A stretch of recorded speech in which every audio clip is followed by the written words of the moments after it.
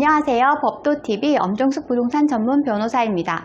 오늘은 제소전 하회할 세입자가 주의해야 하는 점 5가지에 관한 내용입니다. 상가임대차 계약 시 건물주들이 제소전 하회 신청을 계약 조건으로 내세우는 경우가 많아지면서 세입자들의 고민이 깊어지고 있습니다. 제소전 하회는 여러 장점이 있어서 상가임대차에서 많이 쓰이고 있습니다. 하지만 제소전 하회를 처음 경험하는 초보 세입자들은 건물주를 믿고 동의해도 되는지 결정하기가 쉽지 않습니다.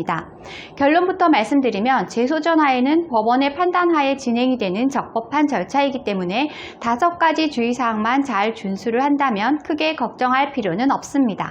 법률 용어가 어려운 분들을 위해 용어 설명부터 하고 갈게요. 제소전 하회란 소송을 제기하기 전 화해를 한다는 뜻으로 법원에서 성립 결정을 받는 제도입니다.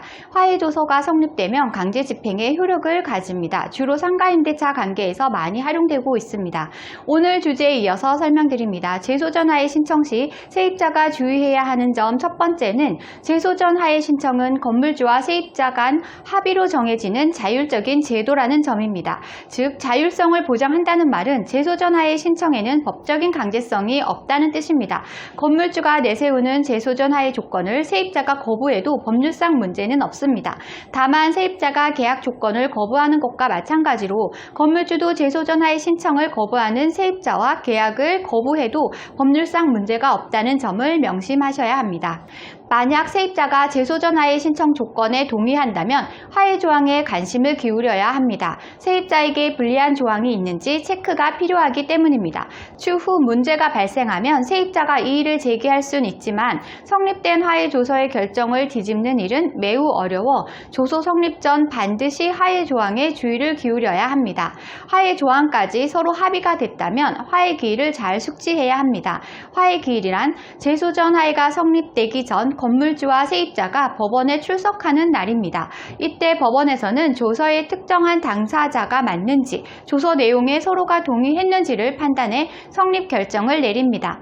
만약 화해 기일에 건물주와 세입자 중 한쪽이라도 법원에 출석하지 않으면 제소전 하회 성립은 될 수 없습니다. 대부분 생계활동에 바쁜 세입자 측에서 화해 기일을 어기는 경우가 많아 변호사의 대리 출석을 이용하기도 합니다. 한편 제소전 하회를 신청할 때에는 비용이 발생합니다. 때문에 비용 부담에 관한 고민이 생길 수 있습니다. 건물주와 세입자 사이에 비용 부담을 어떻게 해야 하는지 법률상 정해진 것은 없습니다. 다만 현실에서는 건물주와 세입자가 반반씩 부담하는 경우가 많다라는 정도로만 숙지하면 됩니다.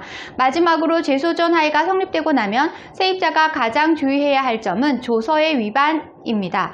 법률을 기반으로 서로 약속을 잘 지키자는 의미로 제소전 하회가 성립되었기 때문에 위반 사항이 나오면 강제 집행 절차가 진행될 수 있습니다.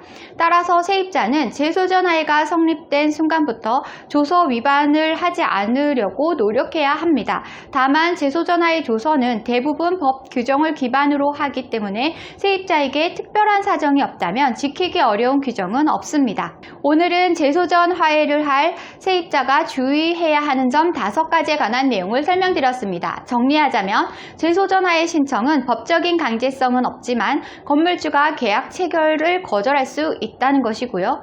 하회 조서 작성 당시부터 세입자에게 불리한 조항은 없는지 면밀히 살펴봐야 한다는 것입니다. 제소전 하회 성립이 된 이후에는 조서 위반이 되지 않도록 주의해야 한다는 내용을 살펴보았습니다. 오늘 주제와 관련된 문의사항이나 제소전 하회 관련 문의사항이 있으신 분들은 홈페이지에 문의사항을 남겨주시면 바로 답변 드리고 있는데요. 홈페이지는 네이버에서 엄정숙 변호사의 제소전 하회를 검색하시면 쉽게 찾으실 수 있습니다. 홈페이지에 접속하시면 상단 우측에 인터넷 무료 상담 메뉴가 보이실 텐데요.